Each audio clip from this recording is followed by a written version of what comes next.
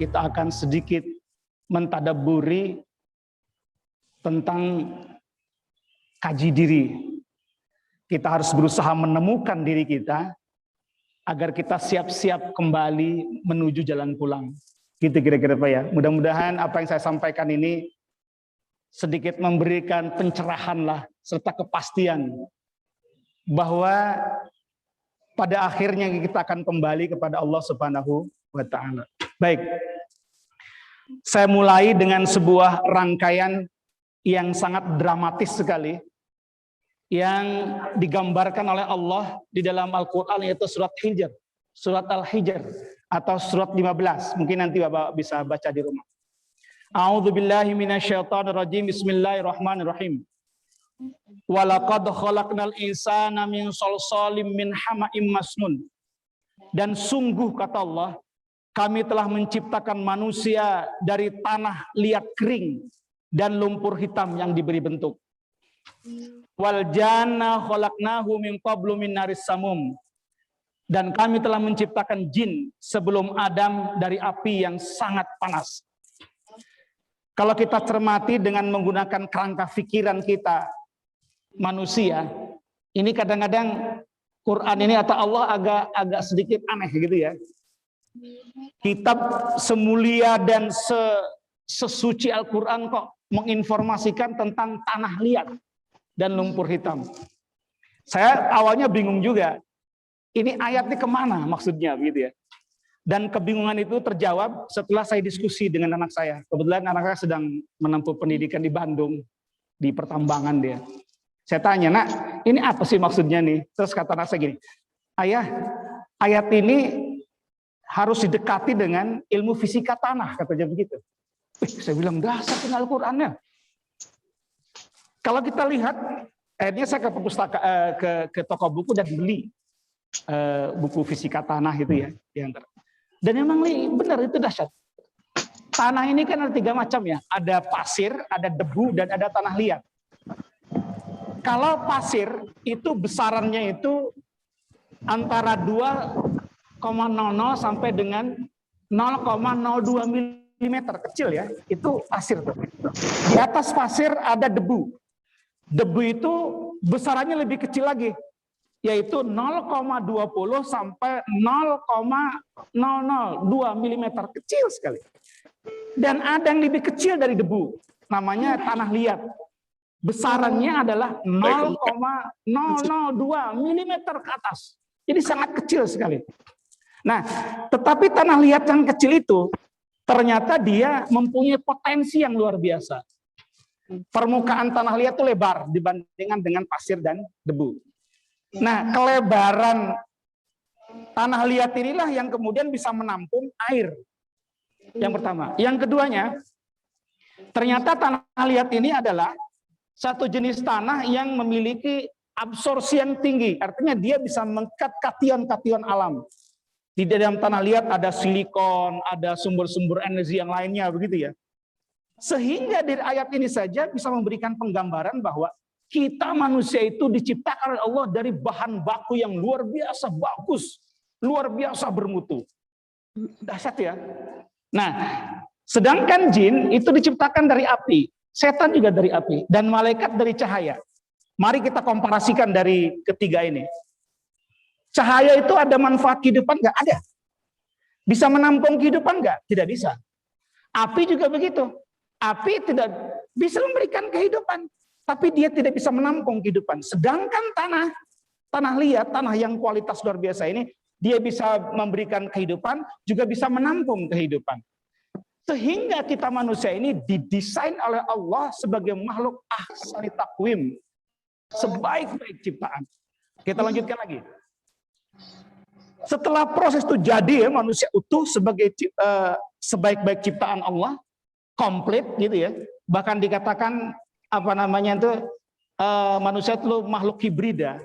Ini hibrida itu apa tuh? Persilangan. Persilangan.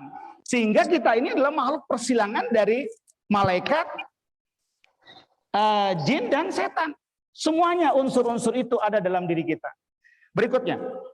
Faidza sawaituhu wa nafakhtu fihi min ruhi faqa'u lahu sajidin. apabila Allah telah menyempurnakan kejadiannya, struktur fisiknya sudah luar biasa indah, begitu. Bahkan malaikat terkagum-kagum itu. Kita bisa informasi ini kita dapat di surat Al-Baqarah. Gitu. Lalu, wa nafakhtu fihi min ruhi. Allah tanam dalam diri kita ruh Allah. Gitu ya. Jadi dalam setiap diri kita itu ada ruh Allah. Apakah dia mukmin atau dia kafir? Itu kan apakah dia orang baik atau tidak baik? Seluruh manusia di dunia ini dari mulai pra Adam sampai menjelang yaumil akhir nanti, yang namanya manusia ada ruhnya. Ada ruhnya. Maka secara sosial kita bisa lihat ya, sebejat apapun orang itu, di dalam dirinya menyimpan sebuah energi ilahiyah. Karena manusia adalah makhluk yang berunsur ilahiyah. Kan gitu kan ya. Saya punya pengalaman menarik. Saya punya sahabat akrab sekali, itu profesinya dia kepala copet di sebuah stasiun di daerah Depok ini. Menjelang beberapa hari kematian dia, saya berkunjung ke dia lagi nongkrong di terminal sore-sore menjelang maghrib. Saya tanya, Mas, kenapa mukamu kok sedih gitu? Ini jawaban yang buat saya kades dan kemudian saya, apa jawabannya? Sampai detik ini, Allah belum memberikan rizki kepada saya. Saya tanya, rizki apa? Ya rizki menyopet. Itu dia. Disitulah saya kagum ya. Ya Allah, benar statement Al-Quran. Bahwa dalam setiap diri manusia itu ada ruh. Maka kemudian terhadap duka, terhadap kesulitan, terhadap bencana, terhadap hal-hal apa saja yang kita alami yang itu sifatnya tidak enak, bersyukurlah. Loh, kok bersyukur? Iya. Duka, bencana, kekurangan, problematika kehidupan, sakit yang menimpa kita, sesungguhnya Allah sedang menegur kita dengan kalimat yang indah dan sayang sekali. Ya kan? Coba Pak, begitu kita, ini lagi senang-senang ya, oh mobil baru, pokoknya inilah, secara duniawi indah lah. Begitu kita dibentokkan dengan sebuah permasalahan, ceder, apa sakit, yang terucap pertama kali apa? Pasti Allah. Ya Allah. Itu kan ya? Sebejat apapun manusia itu. Gitu kan? Nah, ini merupakan bukti kita ini adalah manusia yang unsurnya adalah ilahiyah.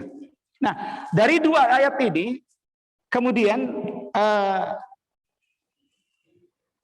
Syekh Abdul Rauf, kemudian Syekh Erinal, dua guru yang saya pelajari secara mendalam, saya pelajari secara serius, bahwa sesungguhnya kata Allah itu bukan hanya nama Tuhan yang kita sembah, tapi Allah adalah konsep hidup. Allah adalah input kehidupan manusia. Allah adalah kurikulum kehidupan manusia. Allah adalah output kehidupan manusia. Dan Allah adalah titik tuju kita. Itu ya. Maka sesungguhnya ketika kita bersyahadat, asyhadu alla ilaha illallah wa asyhadu anna Muhammad Rasulullah, itu sebenarnya sebuah pernyataan bahwa sesungguhnya aku ini berasal dari Allah, menjalani proses kehidupan sesuai dengan keinginan Allah, output apa saja yang kita lakukan dalam kehidupan ini adalah Allah, dan titik sasar, titik tujuannya, ultimate goal-nya adalah Allah. Maka kata Allah itu dibagi dalam 4 huruf ya. Coba agak diingat-ingat sedikit ya Pak ya. Allah itu terdiri dari 4 huruf. Alif, lam, ha. Itu. Dan seluruh kehidupan manusia ini tidak lepas dari 4 itu Pak. Coba. Ya, contoh misalnya dalam aktivitas kita. Aktivitas kita apa sih, kan 4 juga ya.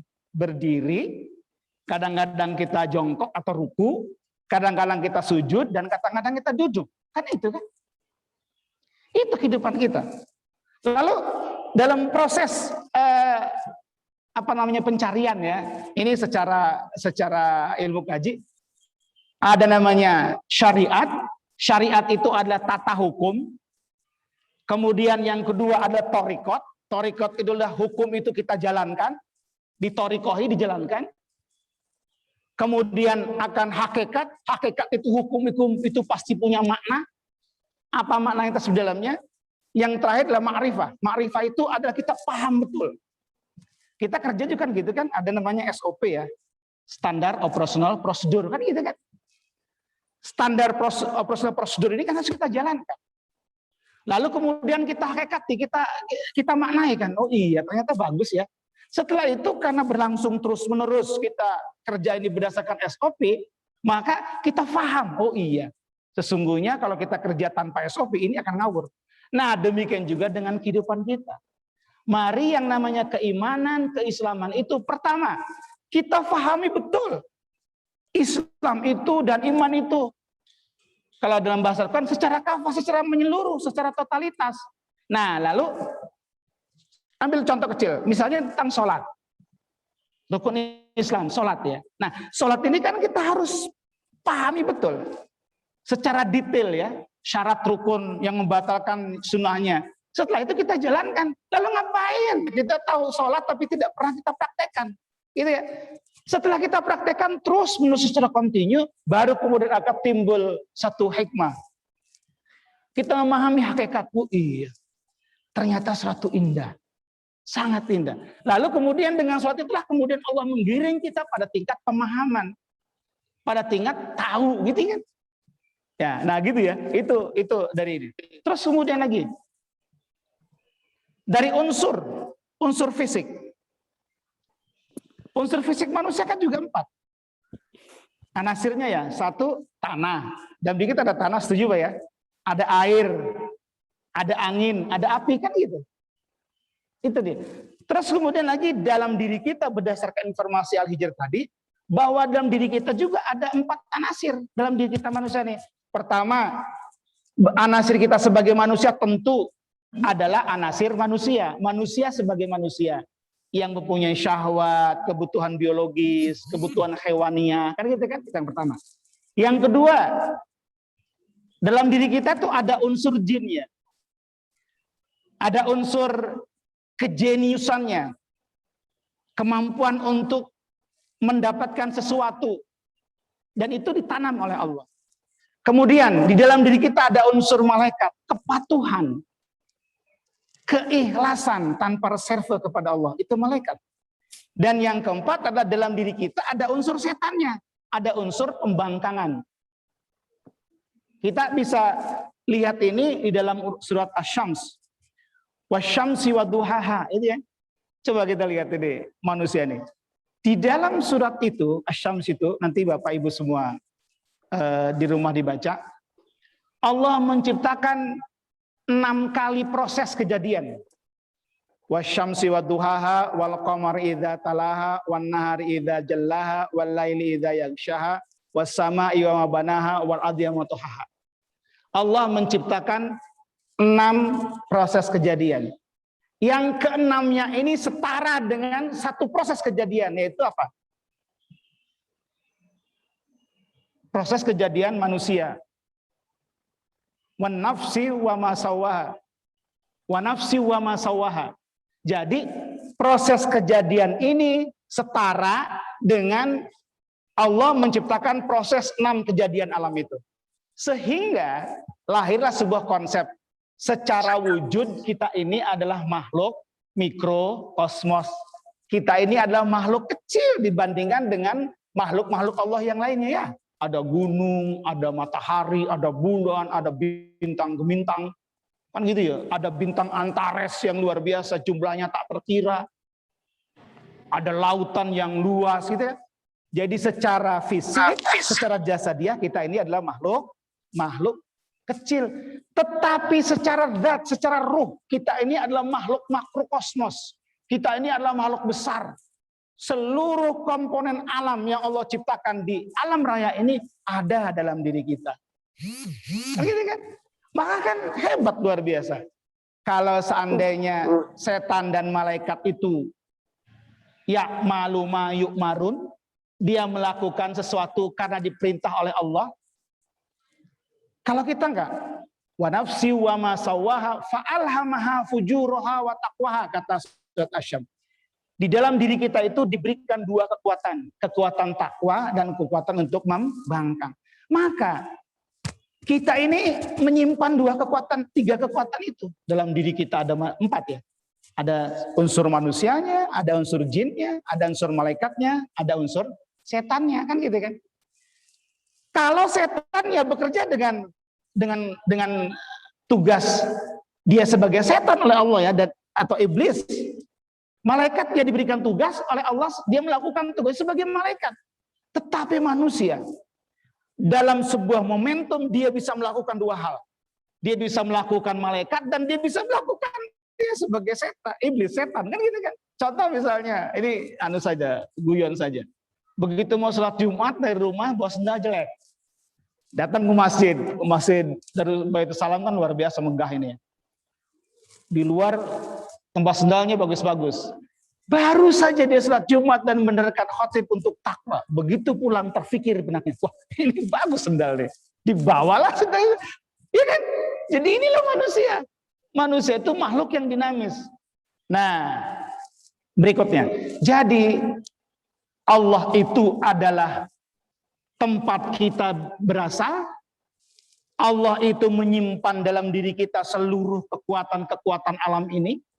Bahkan saking hebatnya, saking indahnya, saking paripurnanya Allah menciptakan manusia. Hanya manusialah yang diberikan kesempatan oleh Allah untuk menembus 7 langit dan 7 bumi. Ya ma'syaral jinni wal ins, in istata'tum an tanfudhu min aqtaris samawati wal ard fanfudhu, kata Allah. Ayo lakukan. La tanfudhuna illa bisultan, kecuali engkau bisa menembus langit sampai ke atas, bumi sampai ke dalam itu kecuali dengan kekuatan Allah. Dan kekuatan Allah itu sudah ada dalam diri kita, ruh itu. Nah, gitu ya. Itulah seluruh makhluk apa saja yang ada di dunia ini, sumber asalnya, sumber penciptanya adalah Allah. Maka kemudian Asmaul Husna yang dijelaskan oleh Allah dalam Al-Quran melalui Rasulullah SAW itu adalah potensi dalam diri kita. Bahwa kita ini tergantung dari Allah. Af'al ya. Jadi af'al, asma, sifat, dan zat. 4 juga kan. Af'al kita ini asalnya dari Allah. Contoh misalnya. Siapa yang bisa memastikan kalau saya dari Depok sana, dari Sukamaju Baru, berangkat ke sini, siapa yang bisa memastikan? Saya bisa pastikan tidak. Saya berangkat tadi jam 3 sampai ke sini, alhamdulillah selamat dan ketemu dengan bapak-bapak semua. Itu karena siapa? Karena Allah memberikan kekuatan kepada saya untuk jalan, kan gitu kan? Diamankan jalannya oleh Allah, dilancarkan jalannya oleh Allah. Gitu kan? Terus siapa yang bisa memastikan bahwa Bapak dari rumah bisa melangkah ke sini? Apa Bapak bisa? Gak bisa. Sesungguhnya secara fisik saja kita tidak mampu melawan alam. Sesungguhnya. Ya, apalagi orang yang kayak saya sudah usia ini, tulangnya kan sudah nggak sekuat anak muda ya, nggak sekuat Mas Arief kan gitu ya. Iya, kalau kena dingin kan nyut-nyutan kan gitu ya. Tetapi Allah berikan itu. Kekuatan itu sehingga kita bisa melangkah. Kemudian saya bisa berbicara ini. Apa saya bisa berbicara? Tidak. Karena Allah memberikan kemampuan saya untuk berbicara. Ya kalim. Kemudian apa bisa Bapak mendengar? Apa yang saya bicarakan? Tidak. Karena Allah memberikan ke Bapak adalah ya sami, yang maha mendengar. Maka telinga kita bisa berfungsi mendengar. Mata bisa melihat, ya basir. Kan gitu ya. Jadi seluruh komponen lahiriah batiniah kita ini digerakkan oleh Allah. Kalau Allah tidak menggerakkan, ia nggak akan bisa gerak. Nah, jadi Allah adalah sebagai sumber kehidupan, asal kehidupan. Itu yang pertama. Yang keduanya, karena Allah pengen ya, kita ini bahagia gitu kan. Kalau kita lihat, kita jelajahi Al-Quran, Tidak ada satu kata pun di dalam Al-Quran yang menginginkan kita itu sedih, kita itu duka, enggak. Bahkan tidak ada secara ayat yang spesifik mengatakan bahwa Allah itu membenci manusia, tidak. Karena apa? Ya karena tadi manusia ini adalah asetnya Allah. Khalaqa Adam min surati. Allah menciptakan Adam beserta dzurriyyahnya, betul-betulnya min surati, dari citra Allah. Citranya Allah. Kita ini asetnya Allah. Karena apa? Karena di dalam diri kita ada ruh. Ya, ada ruh Allah yang tersimpan. Masa Allah kemudian menyakiti buatannya sendiri? Ya enggak lah. Allah sayang kepada kita, sangat sayang. Pertanyaannya adalah, kenapa kita mengalami problem, mengalami sakit, mengalami nestapa, mengalami duka, mengalami permasalahan-permasalahan? Itu bukan ungkapan Allah membenci kita, tidak. Itu sebagai ungkapan agar kita rojiun kepada Allah. Allah mengingatkan, kan gitu kan? Allah mengingatkan agar, aku berikan duka dengan harapan engkau kembali kepada aku. Ya, maka terhadap derita apapun yang kita terima, harus kita ungkapkan, ya Allah, mudah-mudahan derita ini, sakit ini yang aku alami ini sebagai penebus dosa-dosaku, ya kan gitu kan. Jadi ada seorang tua lah, termasuk saya katakan guru saya, itu kerjaannya jualan rebus-rebusan di Simpang Depok gitu. Dia mulai jualan itu dari mulai jam 8 malam sampai kadang-kadang sampai jam 12. Dia duduk aja. Kemudian saya dekati dia karena dia guru saya. Lalu saya tanya, kenapa kayak ini sakitnya? Loh kakak, kalau sakit nggak pernah mengeluh. Apa yang saya keluhkan dari sakit? Justru rasa sakit yang saya derita ini, saya berpikiran Allah sedang menghapuskan dosa-dosa saya. Sampai segitu tuh. Ya Allah, saya nangis. Oh hebat benar pemahaman si kakak ini gitu ya. Saya yang setiap hari aktivitas dakwah tidak sampai pada pemahaman itu ya. Walaupun kadang-kadang saya ceramah kemana-mana ada segumpal rasa nyesal gitu ya, atau rasa enggak terima dengan apa yang saya alami. Itu ya. Berarti tingkat keimanan si kakek itu lebih tinggi dari saya. Nah, itu dari situ saya belajar. Sesungguhnya rasa duka, rasa sakit, rasa apa saja hal yang negatif dalam diri kita, itu sesungguhnya harus kita positifkan, merupakan sebuah areal, sebuah waktu, sebuah kesempatan di mana Allah sedang melakukan proses pembersihan dalam diri kita. Ada lagi yang tanya, Ustaz, itu loh ada ulama besar gitu ya, kok sakaratul mautnya sulit gitu kan? Gitu kan? Kenapa itu? Kan mestinya kan indah-indah saja. Ya, kan bisa jadi kesakitan yang dialami oleh si ulama itu adalah merupakan penebus. Nanti setelah sakaratul maut dia akan mengalami keindahan-keindahan. Maka terhadap orang yang telah menyatakan diri asyhadu alla ilaha illallah wa asyhadu anna muhammadar rasulullah, harus punya pikiran positif terhadap kehidupan apa saja yang dihadapi. Karena sesungguhnya kita ini berasal dari Allah. Nah, berikutnya. Jadi sudah ya, anasir kita serba 4. Kemudian afal kita kembali kepada Allah. Asma kita juga demikian. Nama kita ini juga demikian. Itu sumber namanya dari Allah. Maka seluruh manusia, begitu usia 4 bulan, rahim kita ini, diri kita ini berada dalam rahim ibunda, itu Allah sudah memberikan nama kepada kita. Secara singkat, Allah terangkan dalam surat apa tuh? Dalam surat Al-A'raf ayat 172.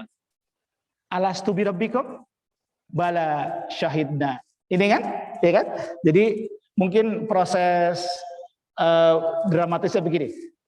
Malaikat Israel membawa diri kita yang asli. Kalau sekarang ini kan diri lahir ya. Manusia kan ada 2 ya, ada diri lahir, ada diri batin. Kalau diri lahir ini musnah, mengalami proses penuaan. Ya kan? Tetapi diri kita yang asli itu tidak pernah tua. Dia terus mengalami kemudaan. Cuman agak kotor-kotor dikit. Nah, begitu alastu birabbikum itu Allah pesan kepada kita. Ya, waktu di dalam rahim itu. Ini loh namamu. Pegang erat-erat namamu. Nah, itu dia. Jadi seluruh nama-nama manusia ini sumbernya adalah dari nama Allah. Min asma'illah, dari asma Allah. Nah, contoh misalnya saya namanya Hilmi. Nama saya Hilmi kan nama dunia. Hasil kesepakatan ibu saya dan bapak saya disetujui dengan masyarakat bahwa nama saya Hilmi. Kalau misalnya kemudian hari ini kita bikin amandemen, Hilmi dirubah dengan Pak Ijo, kan boleh-boleh saja kan? Boleh-boleh saja kan? Boleh. Jadi setiap manusia, bapak-bapak semua, ibu-ibu semua, anak-anak kita dikasih nama asli oleh Allah. Nah, proses kehidupan yang kita bergulir ini adalah untuk mencari nama asli kita dan menemukan diri kita yang asli. Nah, kan gitu kan? Kata Rasulullah, kullu mauludin yuladu al-fitrah. Bahwa sesungguhnya setiap manusia itu lahir dalam kesucian. Kenapa kemudian dia kotor? Proses kehidupan. Nah, ini benar Pak, benar itu. Saya punya anak dua, alhamdulillah dua-dua anak saya ini proses kelahirannya saya lihat gitu. Tadinya dilarang sama dokter, nggak boleh. Enggak, saya bilang, saya harus lihat. Proses ya, takjub luar biasa. Saya takjub. Isi saya bisa melahirkan anak segitu gedenya ya. Kemudian begitu dia nangis, kemudian dibersihkan sama suster, saya buka mulutnya. Dan posisi lidahnya. Posisi lidahnya dilipat, ditekan ke langit-langit. Itu. Tangannya ngegenggam, matanya menggenggam. Ini sebuah pertanda, Pak. Si anak ini lahir ya dari rahim ibu menangis karena apa? Karena dia kecewa. Karena dia sedih. Harus berpisah dari alam rahim Allah, dari alam kasih sayang Allah. Di alam rahim kita dialog sama Allah, bermusyahadah kepada Allah. Ya, kan.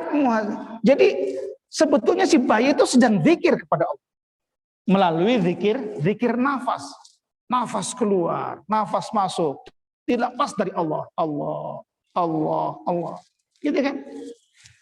Dan kenapa tangannya, kedua tangan anak kita bayi itu menggenggam? Dia nggak melepas dari Allah. Dia nggak melepas dari Allah. Dia takut akan pisah dari Allah.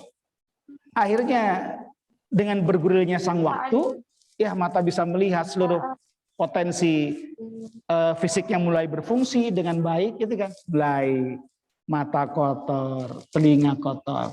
Si diri yang tadinya putih bersih, ya lahir di dunia ini lama-lama terkotor itu, terus kotor dengan dosa dan kesalahan-kesalahan.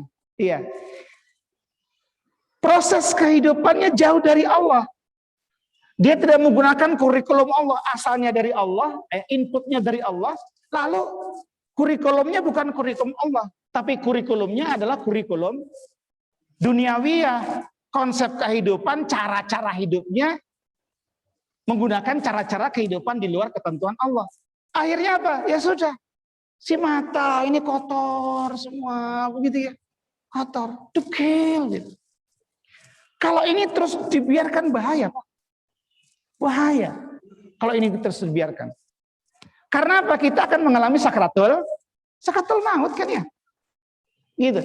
Kenapa sakatul maut itu Rasulullah memberikan gambaran itu sampai seperti ditusuk-tusuk pedang 300 kali gitu ya. Sakit. Syekh Abdul Somad Al-Jawi Al-Palimbangi dalam bukunya Sirus Salikin memberikan penjelasan.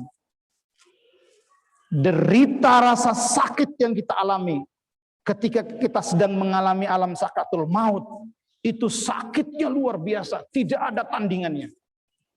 Wah, ya ngeri kadang-kadang ya, saya baca kita ngeri juga. Ya Allah, sakit. Dan prosesnya ternyata panjang. Ya, kita melihat kan gitu. Wah, orang itu sakatul mautnya pendek banget gitu ya. Itu kan karena Karena kita menggunakan mata fisik, tidak menggunakan mata batin. Sedangkan orang yang mengalami sakaratul maut itu adalah sedang mengalami proses ruhaniyah, proses batiniyah. Kata kita sebentar, nah dia mengalami kan prosesnya bisa berhari-hari. Apalagi sakaratul maut yang berjam-jam, berarti dia berbulan-bulan. Apalagi proses yang berarti bertahun-tahun sakit. Karena loh, kenapa sakaratul maut sakit? Nah iya. Di dalam Sirah Salikin diberikan penjelasan, karena apa? Sang diri asli ini, dia tahu bahwa dirinya kotor. Dan karena dia kotor, dia takut terjun kepada Allah. Karena dia sadar, aku dulu lahir di dunia ini dalam keadaan bersih. Pulang kepada Allah ke dalam keadaan kotor. Takut dia ya Allah. Itu ya. Sementara malaikat Israel diperintah oleh Allah harus mencabut ini karena waktunya sudah habis. Anasir tanahnya sudah selesai habis. Anasir anginnya sudah habis. Anasir airnya sudah habis. Anasir apinya sudah habis. Israel harus mencabut. Jadi satu sisi Israel harus mencabut ini, pada sisi lain sang diri kita yang asli yang akan kembali kepada Allah ini takut luar biasa dengan kekotoran dirinya. Oh, itu ya. Dipaksa, didodok itu oleh Israel. Wah, kan gitu kan. Allah sayang kepada kita. Jangan sampai asetku ini, hamba-hambaku ini begitu mengalami proses sakaratul maut, mengalami penderitaan. Kan gitu kan. Apalagi begitu kita ini, saya sakaratul mautnya menderita ya, karena diri saya yang aslinya tahu bahwa diri sudah kotor kan gitu kan. Saya juga nggak tahu nama saya siapa. Singkat cerita, di Sirah Salikin diberikan penjelasan, akhirnya saya wafat. Masuklah ke alam barzah. Alam penantian. Alam penantian juga menderita. Kemudian masuklah ke alam akhirat, alam kiamat nanti ya. Begitu saya rencana akan kembali rajiun kepada Allah, karena saya yakin semuanya rajiun. Semua manusia, Bapak Ibu semua, sebetulnya ada keyakinan, titik keyakinan dalam dirinya bahwa dirinya pulangnya hanya ke Allah, tidak ke yang lain, hanya ke Allah. Cuman nggak sanggup dia menafsirkan ini. Karena apa? Tertutup. Nah, begitu saya pulang, masuklah kembali ke rumah Allah. Lalu saya bilang, Assalamualaikum ya Allah. Ini saya simulasikan ya gitu ya, sesuai dengan kitab Sirah Salikin itu. Lalu Allah menjawab, Waalaikumsalam warahmatullahi wabarakatuh. Allah tanya, siapa engkau?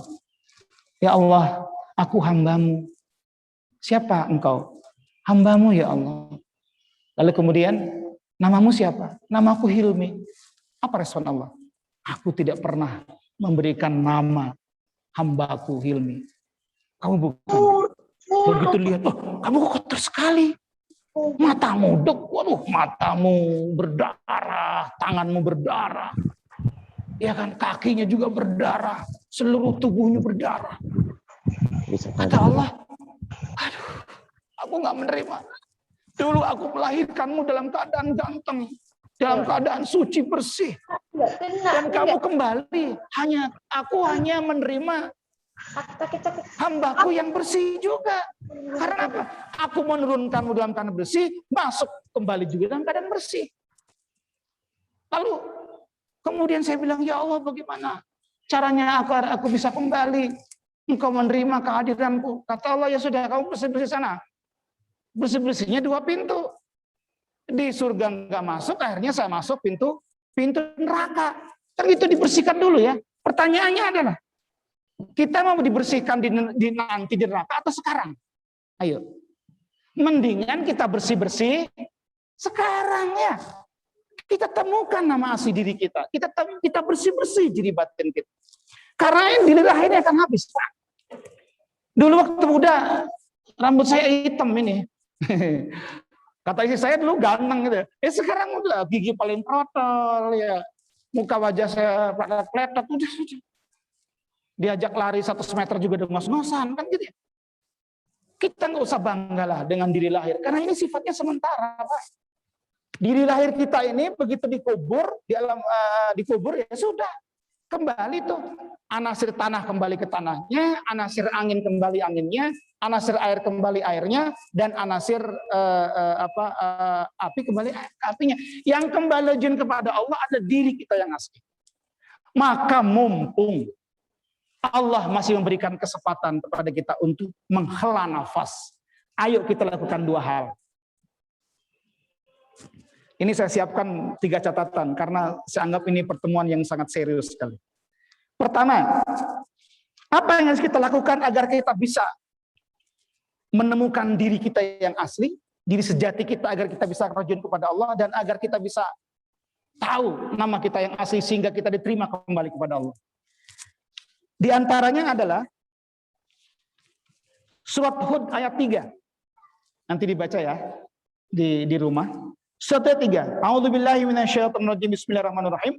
Wa anistaghfiru rabbakum tsumma tubu ilaih. Istighfar dan bertaubat kepada Allah. Apalagi mumpung bulan puasa, banyak-banyaklah istighfar kepada Allah. Astagfirullahaladzim, ya Allah ampuni dosa lahir saya. Bahkan kata Syekh Abdul Rauf, Syekh Erina, guru saya, dia di Aceh, mengatakan bahwa istighfar itu yang beralamat, gitu ya. Jangan istighfar yang kumulatif begitu. Harus beralamat dan harus sungguh-sungguh. Istighfar lahir, istighfar batin. Istighfar lahir 7. Tubuh lahir kita ini terdiri dari 7 komponen. Mata, hidung, telinga, hidung, mulut, tangan, kaki, dan kemaluan. Kita istighfar itu. Astagfirullahaladzim, ya Allah. Dulu engkau ciptakan mataku bersih, suci.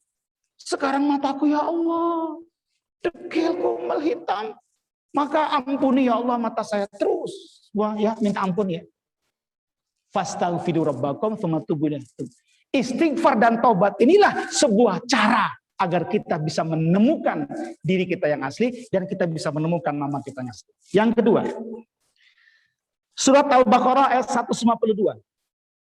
Fadhkuruni azkurkum washkuruli wala takfurun. Berzikirlah kepada Allah. Zikir lisan, zikir hati, dan zikir nyawa, zikir ruh. Zikir inilah yang akan memulihkan kita, kesadaran kita tentang nama kita dan diri asli kita. Nah iya, jadi dua ya, caranya ya, untuk bisa menemukan diri kita yang asli akan kembali kepada Allah itu, nama kita yang asli agar kita diterima oleh Allah, apa? Istighfar, taubat, dan zikir kepada Allah. Gitu, kira-kira. Baik, Bapak Ibu semua, demikian dasar ya, sebagai dasar yang saya bisa berikan untuk pagi ini. Insya Allah apabila kita melakukan itu, apalagi dalam momentum Ramadan ini, Allah Maha Kasih dan Sayang, Allah akan mengampuni dosa lahir kita, dosa batin kita, taubat kita diterima, dan jangan lupa pula kita minta ampun untuk anak-anak kita, untuk cucu-cucu kita, untuk kedua orang tua kita, baik masih ada maupun telah tiada.